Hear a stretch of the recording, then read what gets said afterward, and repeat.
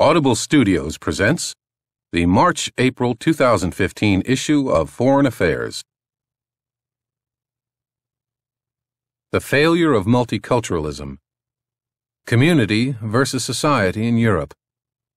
By Kenan Malik.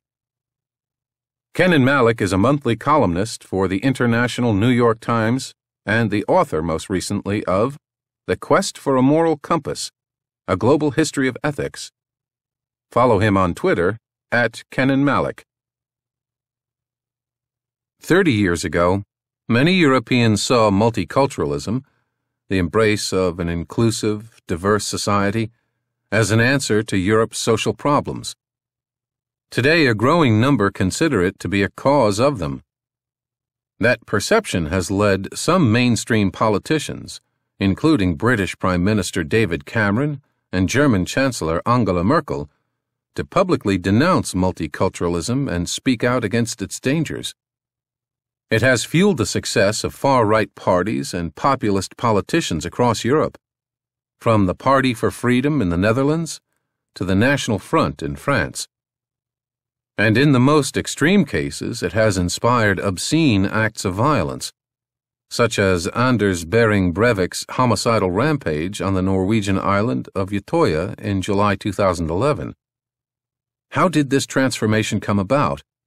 According to multiculturalism's critics, Europe has allowed excessive immigration without demanding enough integration, a mismatch that has eroded social cohesion, undermined national identities, and degraded public trust.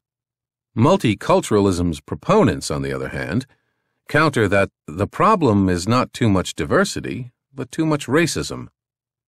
But the truth about multiculturalism is far more complex than either side will allow, and the debate about it has often devolved into sophistry. Multiculturalism has become a proxy for other social and political issues: immigration, identity, political disenchantment, working-class decline. Different countries, moreover, have followed distinct paths. The United Kingdom has sought to give various ethnic communities an equal stake in the political system. Germany has encouraged immigrants to pursue separate lives in lieu of granting them citizenship. And France has rejected multicultural policies in favor of assimilationist ones. The specific outcomes have also varied. In the United Kingdom, there has been communal violence. In Germany, Turkish communities have drifted further from mainstream society. And in France, the relationship between the authorities and North African communities has become highly charged.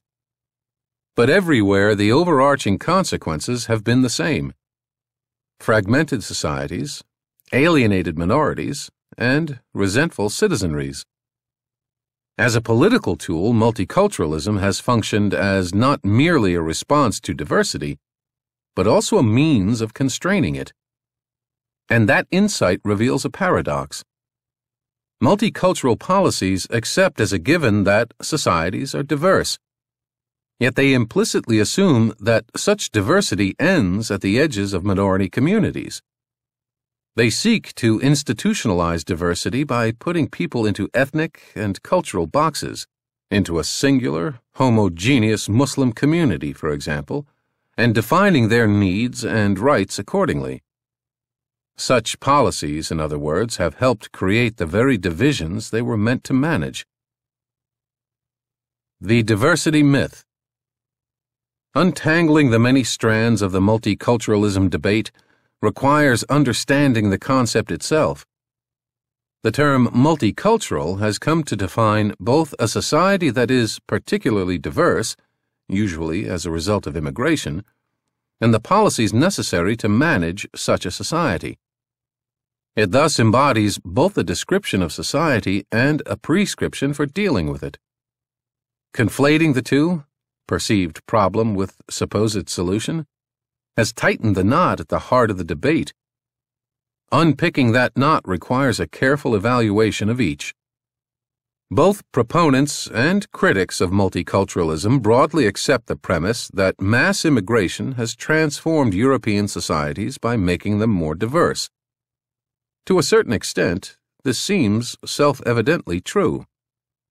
Today, Germany is the world's second most popular immigrant destination after the United States. In 2013, more than 10 million people, or just over 12% of the population, were born abroad. In Austria, that figure was 16%. In Sweden, 15%. And in France and the United Kingdom, around 12%. From a historical perspective, however, the claim that these countries are more plural than ever is not as straightforward as it may seem. 19th century European societies may look homogeneous from the vantage point of today, but that is not how those societies saw themselves then. Consider France. In the years of the French Revolution, for instance, only half the population spoke French, and only around 12% spoke it correctly. As the historian Eugen Weber showed, modernizing and unifying France in the Revolution's aftermath required a traumatic and lengthy process of cultural, educational, political, and economic self-colonization. That effort created the modern French state and gave birth to notions of French and European superiority over non-European cultures. But it also reinforced a sense of how socially and culturally disparate most of the population still was. In an address to the Medico-Psychological Society of Paris in 1857, the Christian socialist Philippe Bouchez wondered how it could happen that, within a population such as ours, races may form, not merely one but several races, so miserable, inferior, and bastardized that they may be classed as below the most inferior savage races, for their inferiority is sometimes beyond cure. The races that caused Bouchez such anxiety were not immigrants from Africa or Asia, but the rural poor in France. In the Victorian era, many Britons, too, viewed the urban working class and the rural poor as the other. A vignette of working-class life in East London's Bethnal Green, appearing in an 1864 edition of the Saturday Review, a well-read liberal magazine of the era, was typical of Victorian middle-class attitudes. The Bethnal Green poor, the story explained, were a caste apart, a race of whom we know nothing, whose lives are of quite different complexion from ours, persons with whom we have no point of contact. Much the same was true, the article suggested, of the great mass of the agricultural poor. Although the distinctions between slaves and masters were considered more glaring than those separating the moneyed and the poor, they offered a very fair parallel. Indeed, the differences were so profound that they prevented anything like association or companionship. Today, Bethnal Green represents the heart of the Bangladeshi community in East London. Many white Britons see its inhabitants as the new Bethnal Green poor, culturally and racially distinct from themselves. Yet only those on the political fringes would compare the differences between white Britons and their Bangladeshi neighbors with those of masters and slaves. The social and cultural differences between a Victorian gentleman or factory owner, on the one hand, and a farmhand or a machinist, on the other, were in reality much greater than those between a white resident and a resident of Bangladeshi origin are today. However much they may view each other as different, a 16-year-old of Bangladeshi origin living in Bethnal Green and a white 16-year-old probably wear the same clothes, listen to the same music, and follow the same soccer club. The shopping mall, the sports field, and the internet bind them together, creating a set of experiences and cultural practices more common than any others in the past. A similar historical amnesia plagues discussions surrounding immigration. Many critics of multiculturalism suggest that immigration to Europe today is unlike that seen in previous times. In his book, Reflections on the Revolution in Europe, the journalist Christopher Caldwell suggests that prior to World War II, immigrants to European countries came almost exclusively from the continent, and therefore assimilated easily. Using the word immigration to describe intra-European movements, Caldwell argues, makes only slightly more sense than describing a New Yorker as an immigrant to California. According to Caldwell, pre-war immigration between European nations differed from post-war immigration from outside Europe because immigration from neighboring countries does not provoke the most worrisome immigration questions, such as, how well will they fit in? Is assimilation what they want? And most of all, where are their true loyalties? Yet these very questions greeted European immigrants in the pre-war years. As the scholar Max Silverman has written, the notion that France assimilated immigrants from elsewhere in Europe with ease before World War II is a retrospective illusion. And much the same is true of the United Kingdom.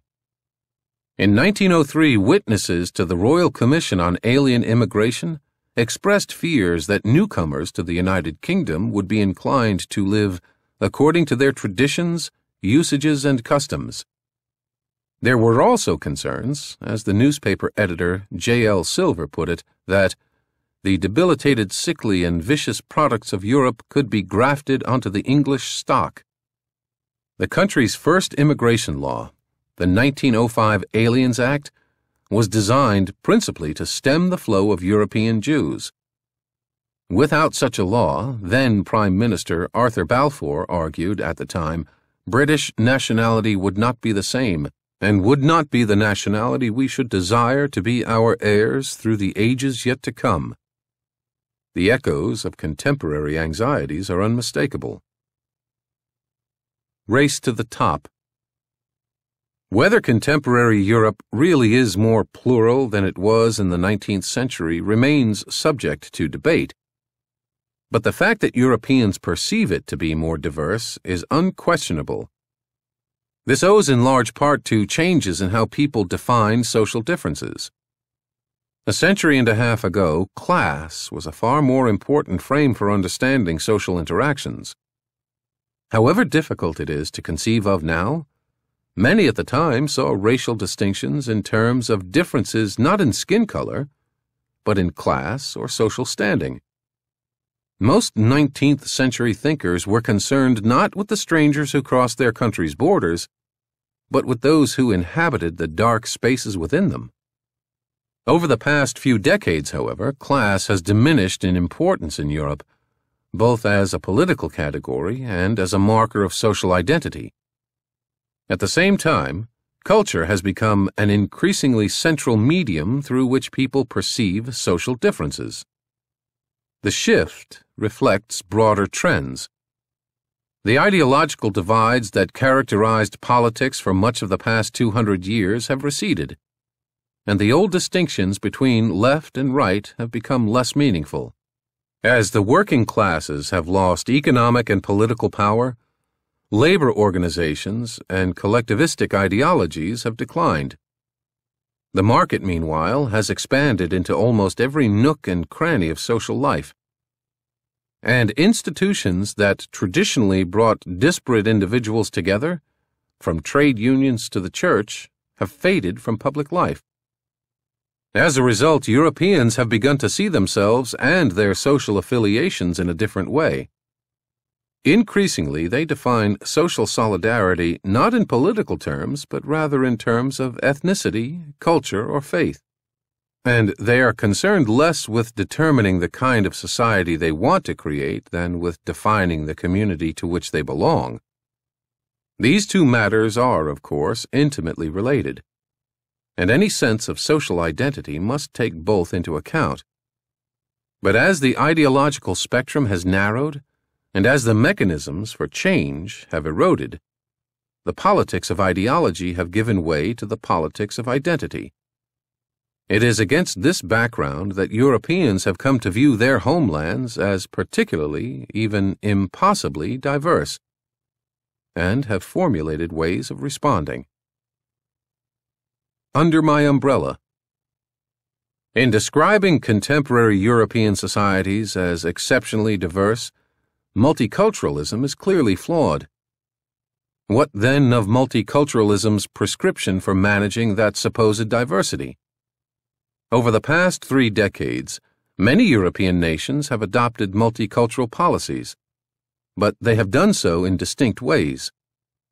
Comparing just 2 of these histories, that of the United Kingdom and that of Germany, and understanding what they have in common, reveals much about multiculturalism itself. One of the most prevalent myths in European politics is that governments adopted multicultural policies because minorities wanted to assert their differences. Although questions about cultural assimilation have certainly engrossed political elites, they have not, until relatively recently, preoccupied immigrants themselves. When large numbers of immigrants from the Caribbean, India, and Pakistan arrived in the United Kingdom during the late 1940s and 1950s to fill labor shortages, British officials feared that they might undermine the country's sense of identity. As a government report warned in 1953, a large colored community as a noticeable feature of our social life would weaken the concept of England or Britain, to which people of British stock throughout the Commonwealth are attached. The immigrants brought with them traditions and mores from their homelands, of which they were often very proud. But they were rarely preoccupied with preserving their cultural differences, nor did they generally consider culture to be a political issue. What troubled them was not a desire to be treated differently, but the fact that they were treated differently. Racism and inequality, not religion and ethnicity, constituted their key concerns. In the following decades, a new generation of Black and Asian activists, forming groups such as the Asian Youth Movements and the Race Today Collective, acted on those grievances, organizing strikes and protests challenging workplace discrimination, deportations, and police brutality. These efforts came to explosive climax in a series of riots that tore through the United Kingdom's inner cities in the late 1970s and early 1980s.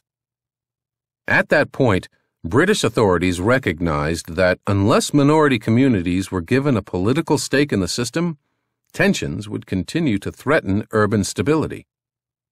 It was in this context that multicultural policies emerged.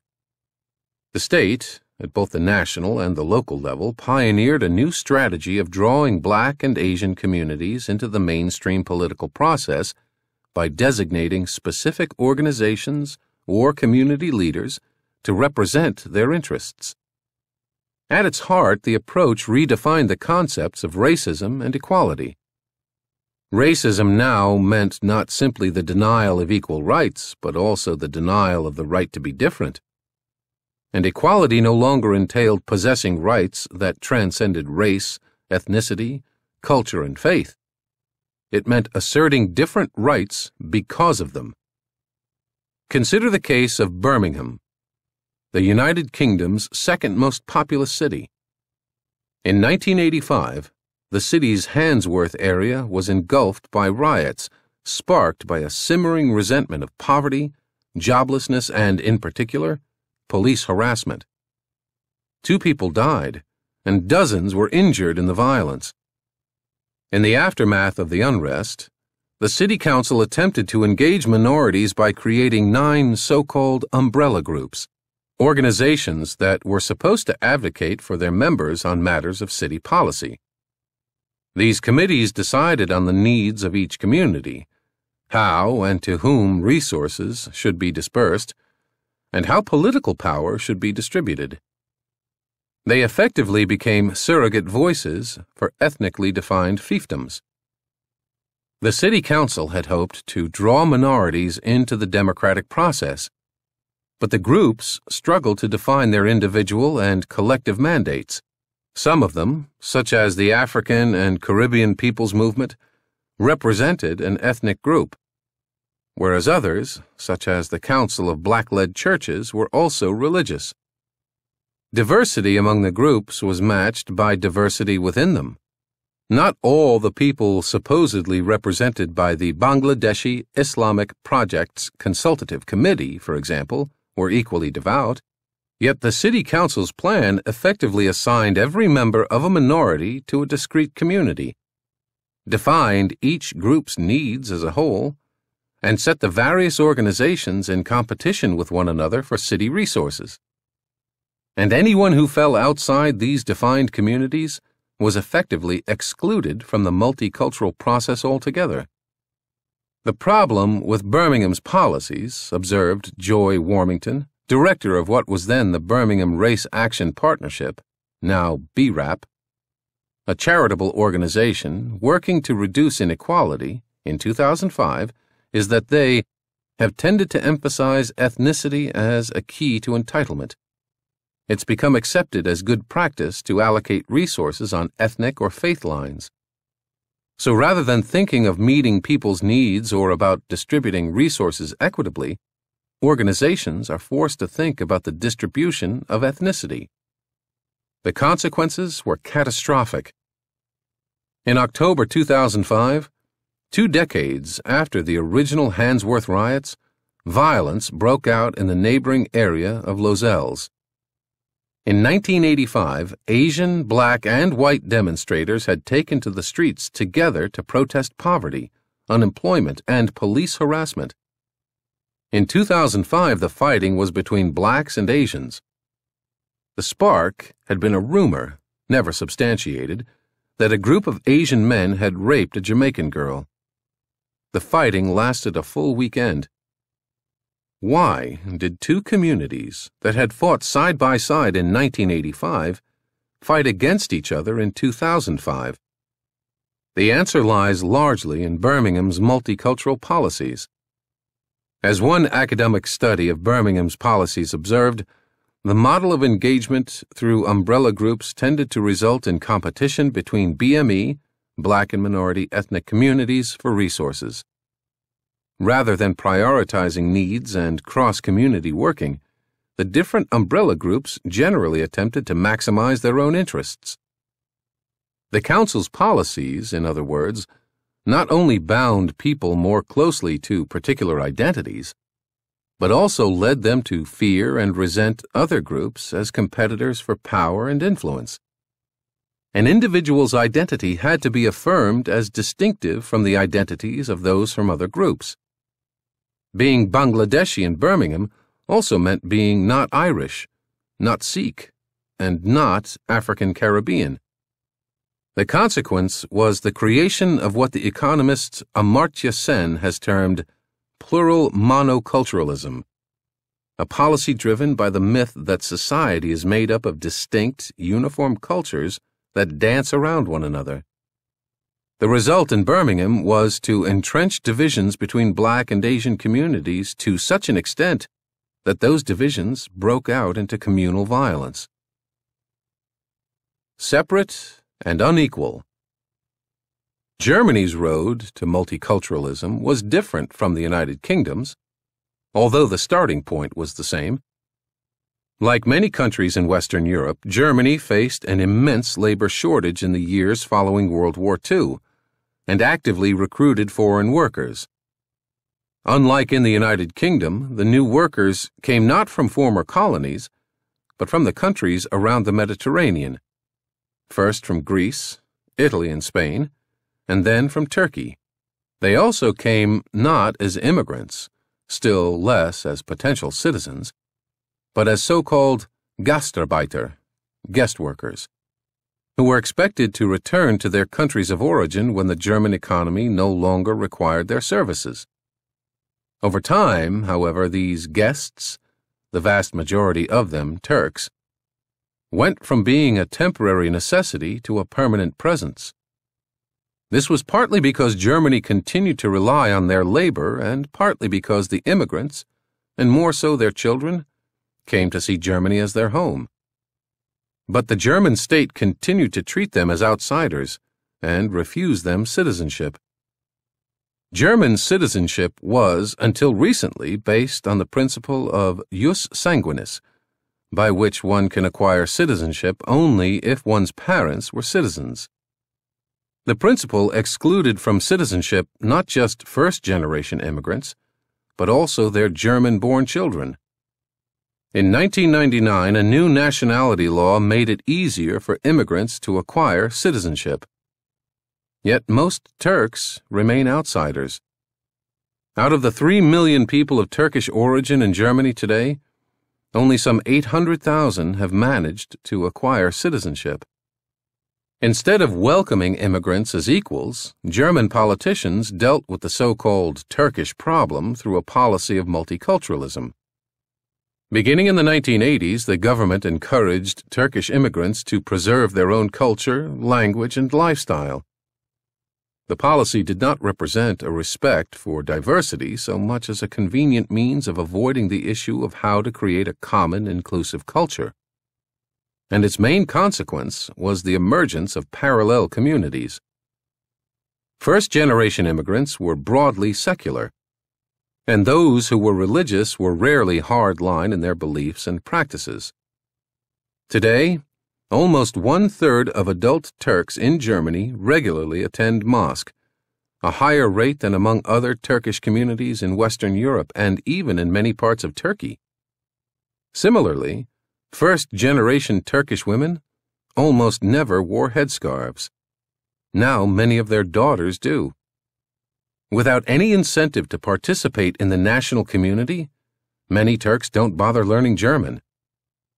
At the same time that Germany's multicultural policies have encouraged Turks to approach German society with indifference, they have led Germans to view Turkish culture with increasing antagonism. Popular notions of what it means to be German have come to be defined partly in opposition to the perceived values and beliefs of the excluded immigrant community.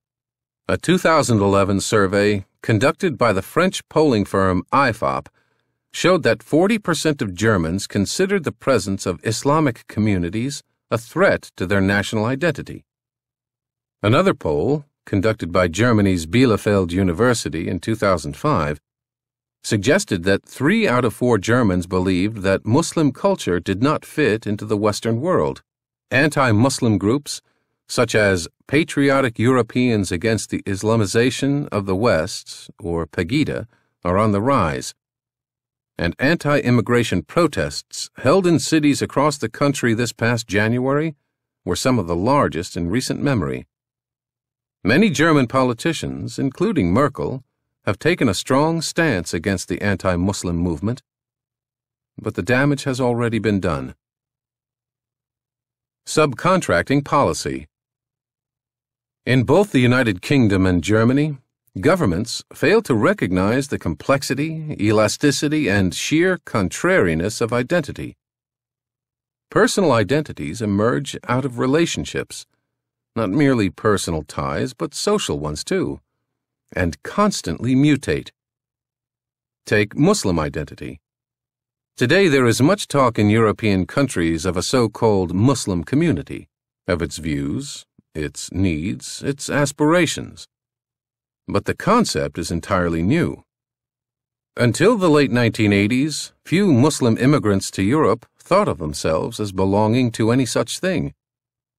That wasn't because they were few in number. In France, Germany, and the United Kingdom, for example, there were already large and well-established South Asian, North African, and Turkish immigrant communities by the 1980s. The first generation of North African immigrants to France was broadly secular, as was the first generation of Turkish immigrants to Germany. By contrast, the first wave of South Asian immigrants to arrive in the United Kingdom after World War II was more religious. Yet even they thought of themselves not as Muslims first, but as Punjabis or Bengalis or Sylhetis. Although pious, they wore their faith lightly. Many men drank alcohol. Few women wore a hijab, let alone a burqa or a niqab, a full-faced veil. Most attended mosque only occasionally. Islam was not, in their eyes, an all-encompassing philosophy. Their faith defined their relationship with God, not a sacrosanct public identity. Members of the second generation of Britons with Muslim backgrounds were even less likely to identify with their religion. The same went for those whose parents were Hindu or Sikh. Religious organizations were barely visible within minority communities. The organizations that bound immigrants together were primarily secular and often political. In the United Kingdom, for example, such groups included the Asian youth movements, which fought racism, and the Indian Workers Association, which focused on labor rights. Only in the late 1980s did the question of cultural differences become important. A generation that, ironically, is far more integrated and westernized than the first turned out to be the more insistent on maintaining its alleged distinctiveness. The reasons for this shift are complex. Partly they lie in a tangled web of larger social, political, and economic changes over the past half-century, such as the collapse of the left and the rise of identity politics.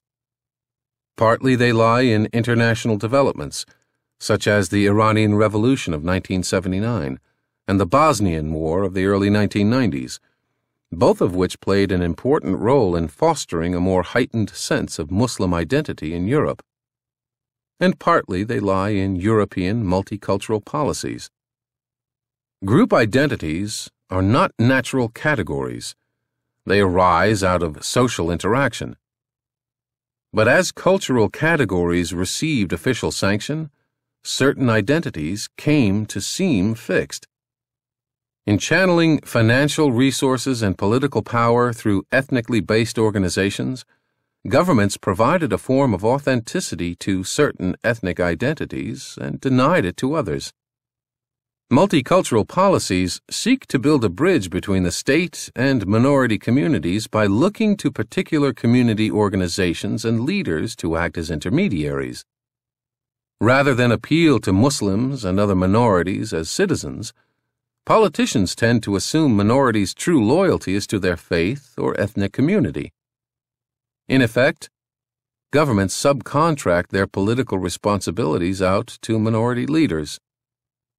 Such leaders are, however, rarely representative of their communities. That shouldn't be a surprise. No single group or set of leaders could represent a single white community. Some white Europeans are conservative, many are liberal, and still others are communist or neo-fascist. And most whites would not see their interests as specifically white. A white Christian probably has more in common with a black Christian than with a white atheist. A white socialist would likely think more like a Bangladeshi socialist than like a white conservative, and so on. Muslims and Sikhs and African Caribbeans are no different.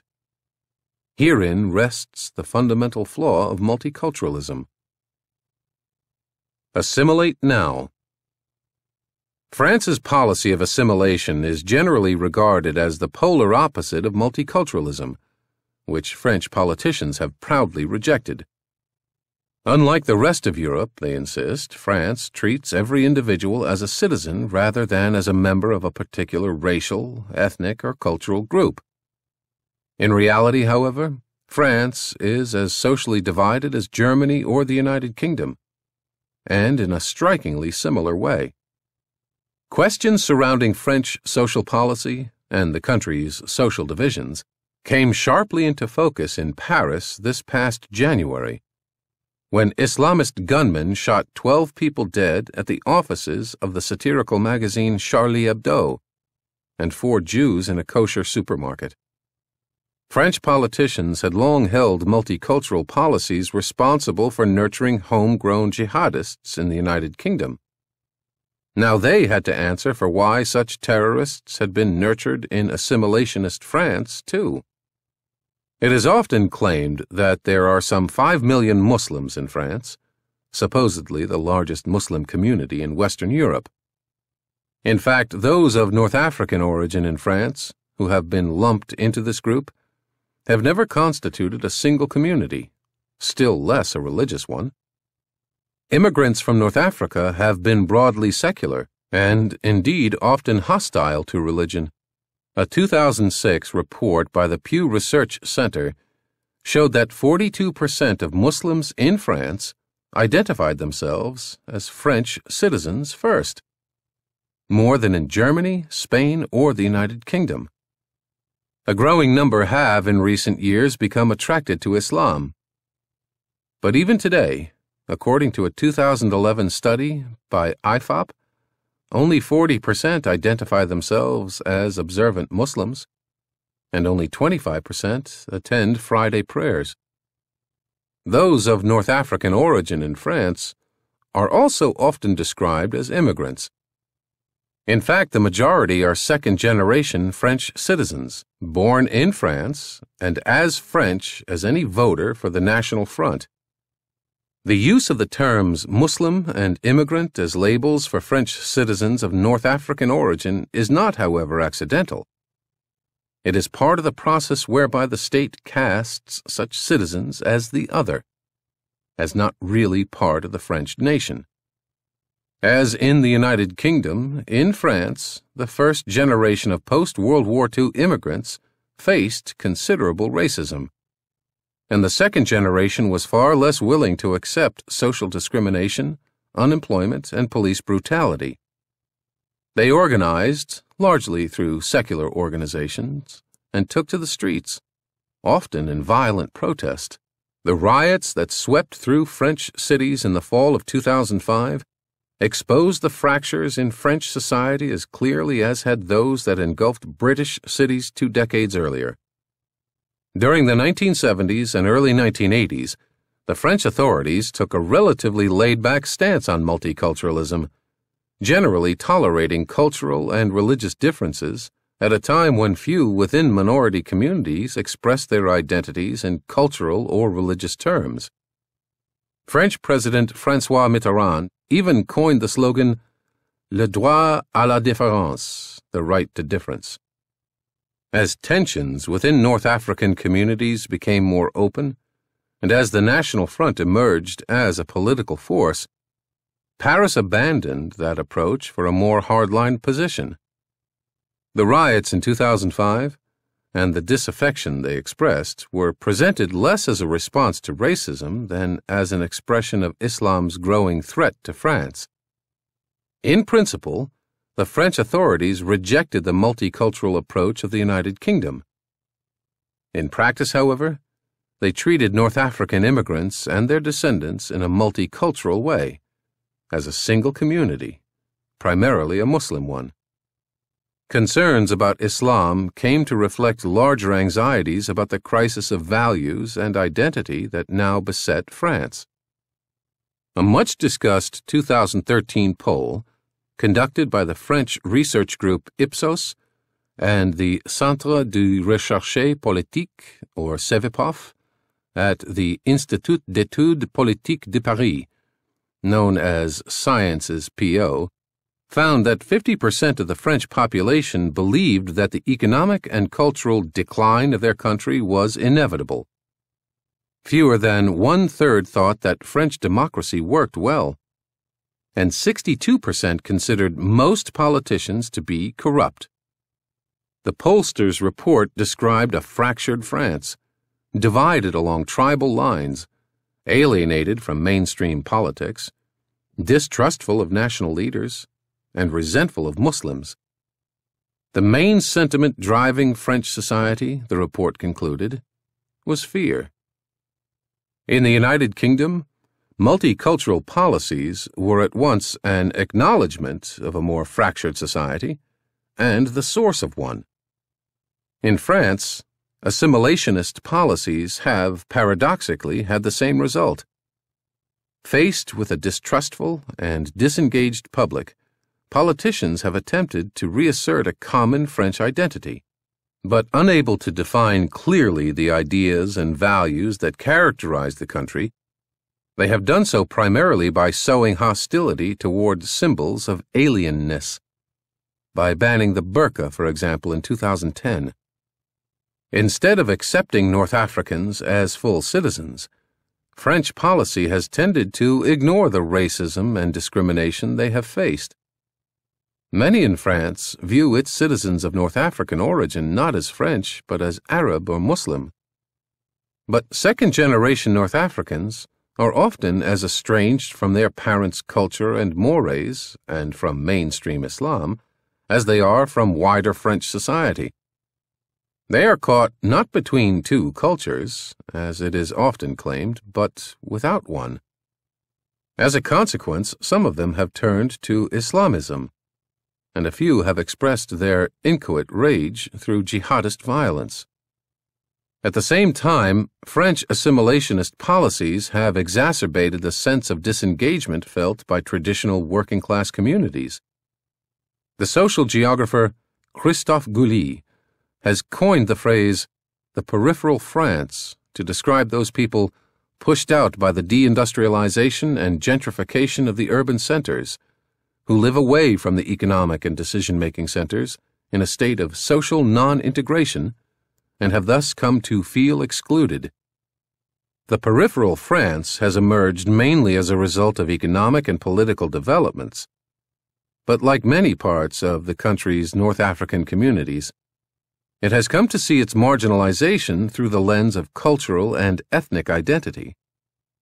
According to the 2013 Ipsos Cevipof poll, 7 out of 10 people thought there were too many foreigners in France, and 74% considered Islam to be incompatible with French society. Presenting Islam as a threat to French values has not only strengthened culture's political role, but also sharpened popular disenchantment with mainstream politics.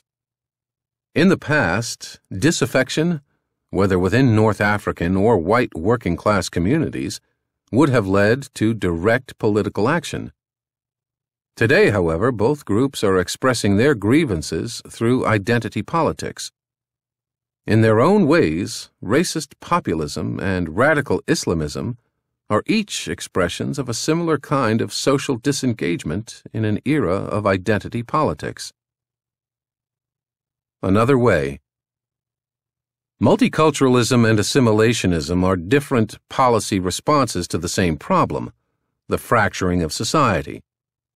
And yet both have had the effect of making things worse. It's time, then, to move beyond the increasingly sterile debate between the two approaches, and that requires making 3 kinds of distinctions. First, Europe should separate diversity as a lived experience from multiculturalism as a political process. The experience of living in a society made diverse by mass immigration should be welcomed. Attempts to institutionalize such diversity through the formal recognition of cultural differences should be resisted. Second, Europe should distinguish colorblindness from blindness to racism. The assimilationist resolve to treat everyone equally as citizens, rather than as bearers of specific racial or cultural histories, is valuable. But that does not mean that the state should ignore discrimination against particular groups. Citizenship has no meaning if different classes of citizens are treated differently, whether because of multicultural policies or because of racism. Finally, Europe should differentiate between peoples and values. Multiculturalists argue that societal diversity erodes the possibility of common values. Similarly, assimilationists suggest that such values are possible only within a more culturally, and for some, ethnically, homogeneous society. Both regard minority communities as homogeneous wholes, attached to a particular set of cultural traits, faiths, beliefs, and values, rather than as constituent parts of a modern democracy. The real debate should not be between multiculturalism and assimilationism, but between 2 forms of the former and 2 forms of the latter. An ideal policy would marry multiculturalism's embrace of actual diversity, rather than its tendency to institutionalize differences, and assimilationism's resolve to treat everyone as citizens, rather than its tendency to construct a national identity by characterizing certain groups as alien to the nation. In practice, European countries have done the opposite. They have enacted either multicultural policies that place communities in constricting boxes, or assimilationist ones that distance minorities from the mainstream. Moving forward, Europe must rediscover a progressive sense of universal values, something that the continent's liberals have largely abandoned. albeit in different ways. On the one hand, there is a section of the left that has combined relativism and multiculturalism, arguing that the very notion of universal values is, in some sense, racist. On the other, there are those, exemplified by such French assimilationists as the philosopher Bernard-Henri Lévy, who insist on upholding traditional Enlightenment values, but who do so in a tribal fashion that presumes a clash of civilizations. There has also been a guiding assumption throughout Europe that immigration and integration must be managed through state policies and institutions. Yet real integration, whether of immigrants or of indigenous groups, is rarely brought about by the actions of the state. It is shaped primarily by civil society, by the individual bonds that people form with one another, and by the organizations they establish to further their shared political and social interests. It is the erosion of such bonds and institutions that has proved so problematic, that links assimilationist policy failures to multicultural ones, and that explains why social disengagement is a feature not simply of immigrant communities, but of the wider society too. To repair the damage that disengagement has done, and to revive a progressive universalism, Europe needs not so much new state policies as a renewal of civil society. This has been an Audible Studios production of Foreign Affairs, March-April 2015, Volume 94, Number 2. Copyright 2015 by the Council on Foreign Relations. Production copyright 2015 by Audible Inc. Audible Studios is a division of Audible Inc.